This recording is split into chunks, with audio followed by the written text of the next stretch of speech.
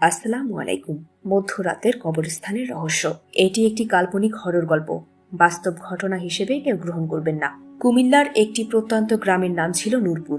গ্রামটি ছিল শান্ত ও সুন্দর, কিন্তু গ্রামের উত্তর পাশে একটি পুরনো কবরস্থান ছিল, যাকে সবাই পুরনো গোরস্থান বলেই চিনত। সেই কবরস্থানকে ঘিরে বহু রহস্যময় গল্প প্রচলিত ছিল। লোকজন বলতো, গভীর রাতে সেখানে অদ্ভুত আলো দেখা যায়, কখনো কুরআন তিলাওয়াতের আওয়াজ ভেসে আসে, আবার কখনো শোনা যায় কারো কান্না। সূর্য ডুবে যাওয়ার পর কেউ সেখানে কোনো মানুষ যেত না। গ্রামের এক যুবক ছিল, তার নাম মাহিন। সে ছিল সাহসী, শিক্ষিত এবং ধর্মপ্রাণ। সে জানত জিন সত্যি, কারণ কুরআনে তাদের অস্তিত্বের কথা বলা হয়েছে। কিন্তু গ্রামের অনেক অতিরঞ্জিত গল্পে সে বিশ্বাস করত না। একদিন রাতে তার বন্ধু রায়হান তাকে বলল, মাহিন, চল আজ রাতে গোরস্থানে যাই, দেখি আসলে কি আছে।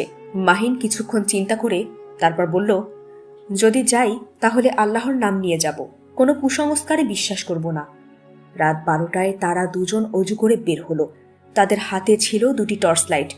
আকাশ মেঘে ঢাকা, চারদিকে ভয়ঙ্কর নীরবতা ছিল। গোরস্থানের কাছে পৌঁছাতেই তারা অনুভব করল বাতাস যেন হঠাৎ ঠান্ডা হয়ে গেছে। বড় বড় গাছগুলো বাতাসে দুলছে। মাহিন আস্তে আস্তে আয়াতুল কুরসি পড়তে লাগলো। হঠাৎ দূরে একটি সাদা আলো দেখা গেল। রায়হান ভয়ে কেঁপে বলল, ওটা কি? মাহিন বলল, আল্লাহই ভালো জানেন। তারপর ধীরে ধীরে এগিয়ে গেল। ঠিক তখনই দূর থেকে ভেসে এলো মধুর কুরআন তিলাওয়াত। সুরটি ছিল এত সুন্দর যে তাদের শরীর শিহরিত হয়ে উঠল। কিন্তু আশেপাশে কোনো মানুষ নেই। হঠাৎ টর্চের আলো নিভে গেল, চারপাশ অন্ধকারে ডুবে গেল। রায়হান চিৎকার করে উঠল, মাহিন, মাহিন, আমি কিছু দেখতে পাচ্ছি না। মাহিন জোরে জোরে সূরা ফালাক ও সূরা নাস পড়তে লাগলো। কিছুক্ষণ পর আবার টর্চ জ্বলে উঠল। তখন তারা দেখল একটি কবরের পাশে সাদা পোশাক পরা লম্বা একটি ছায়ামূর্তি দাঁড়িয়ে আছে। তার মুখ দেখা যাচ্ছে না। রায়হান ভয়ে পেছনে সরে গেল, কিন্তু মাহিন সাহস করে বলল, তুমি কে? তারপর নীরবতা, তারপর গভীর শান্ত কণ্ঠে উত্তর এলো, ভয় পেও না, আমি তোমাদের কোনো ক্ষতি করব না। মাহিন আবার জিজ্ঞেস করলো, তুমি কি মানুষ? উত্তর এলো, না, আমি জিন জাতির একজন মুসলমান। রায়হান কাঁপতে কাঁপতে বলল, তুমি এখানে কেন?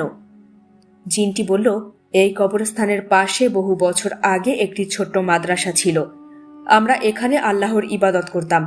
মানুষ চলে গেছে, কিন্তু আমরা এখনো কুরআন তিলাওয়াত করি। মাহিন বিস্মিত হয়ে গেল। সে বলল, মানুষ কেন তোমাদের এত ভয় পায়? জিনটি দীর্ঘশ্বাস ফেলল, কারণ কিছু দুষ্ট জিন মানুষের ক্ষতি করে, কিন্তু সব জিন একরকম নয়। ঠিক তখনই হঠাৎ ভয়ঙ্কর এক গর্জন শোনা গেল। চারপাশের বাতাস ভারী হয়ে উঠল।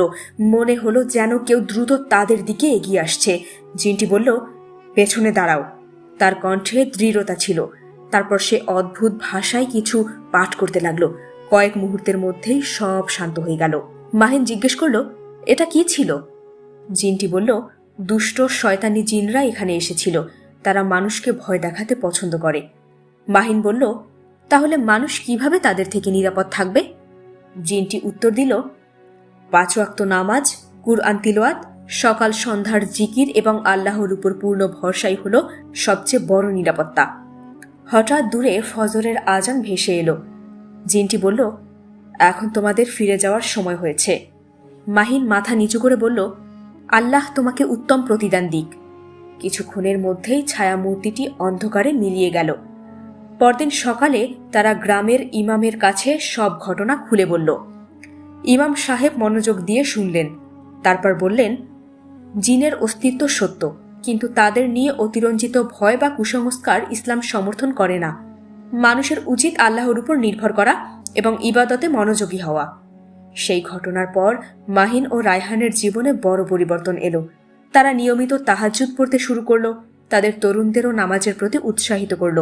আর গ্রামের মানুষ বুঝতে শিখল, অন্ধকারকে নয়, বরং নিজের গুনাহকে ভয় করা উচিত, কারণ আল্লাহর স্মরণ যার অন্তরে থাকে সে কখনো একা নয়।